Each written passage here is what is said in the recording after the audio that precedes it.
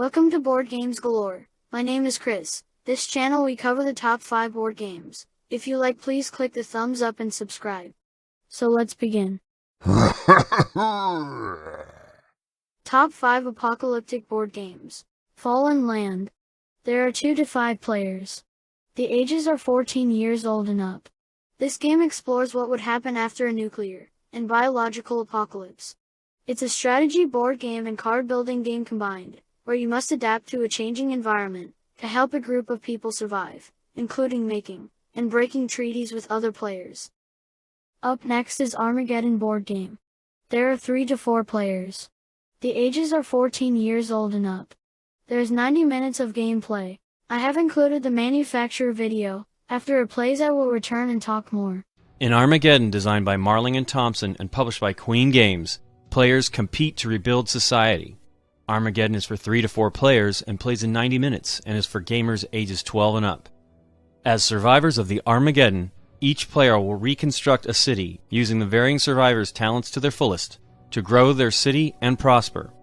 All survivors ask for is a place to sleep and keep them safe, or they might turn against you and join forces with the Marauders, who are a constant threat to your newly reborn city. The game is played over 6 rounds. An intermediate scoring is taken after round 3 and final scoring takes place after round 6. Each round consists of 4 phases. Let's dive into a turn mid-game. Equipment cards are placed in the spaces at the top of the board. Meeples are drawn from the bag according to the number of meeples shown above each of the cards.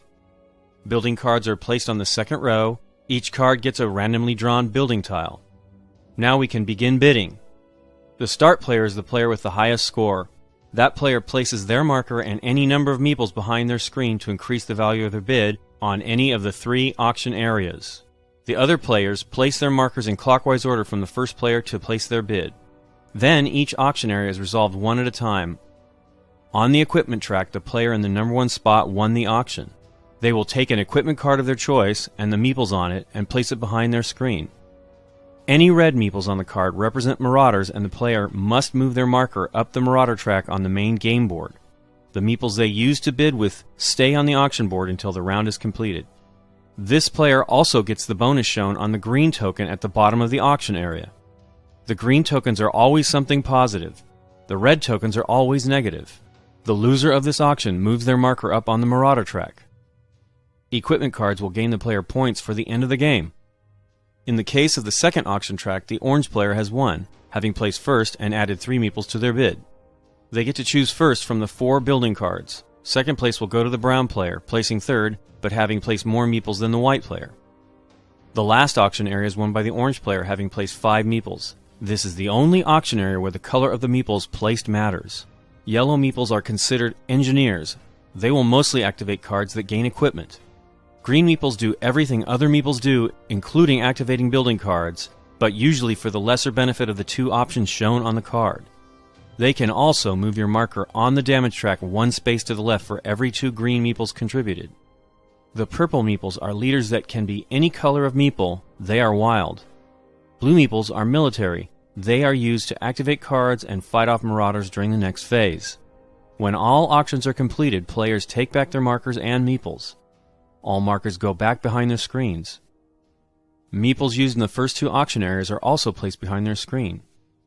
Meeples from the third auction area are used to activate buildings on their player boards. Now players check to see how many Marauders they are able to fight off. The brown player placed 1 blue meeple on their watchtower card, allowing them to fight off 2 Marauders, but their marker on the scavenger track is on 3. Brown has to move their marker 1 space up their damage track. During the setup phase for the next round, this player will have to take all the damage up to and including where their marker is on the track.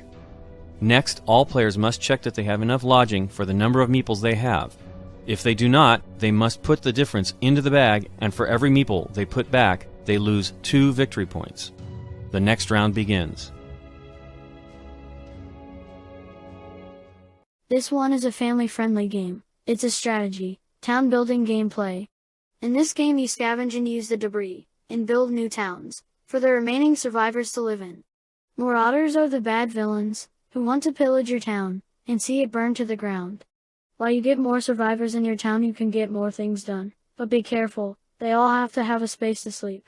or they might turn against you and join the Marauders. Next is 3012, or is it 3012? Deck building game, who knows, but I will use 3012. Moving on. There are 2 to 4 players. The ages are 15 years old and up. There's 45 minutes of gameplay. This post-apocalyptic deck building game is set in the Yucatan Peninsula and features more than 200 cards. Each player can take the role of a clan and seek to control the region.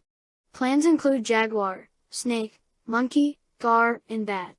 According to the game, Armageddon happened a millennia ago, so it's been quite a while. Starting with only a handful of scouts, you will build up your clan's presence by adding weapons, allies, gold, and action cards to your deck. Soon you will have amassed enough strength to take on encounters, where you can really prove your worth. He who can prove his mastery over steel, flesh, and fear will be crowned the living god and win the game. Reviews say the play can be slow and the instructions are complex, but if you love deck building games, you'll love this one. Next up is Gear World, the Borderlands. There are 2 to 4 players. The ages are 13 to 14 years old and up. This is a game of negotiation, conquest and construction in which 2 to 4 players compete to gain the favor of the Sky People for their tribe of scavengers in a post-apocalyptic landscape. Based on the classic board game, Borderlands designed by Bill Eberle, Jack Kittredge, and Peter Olaka. Gear World, the Borderlands has streamlined the original rules and reimagined the game setting while retaining its predecessor's spirit and core mechanics.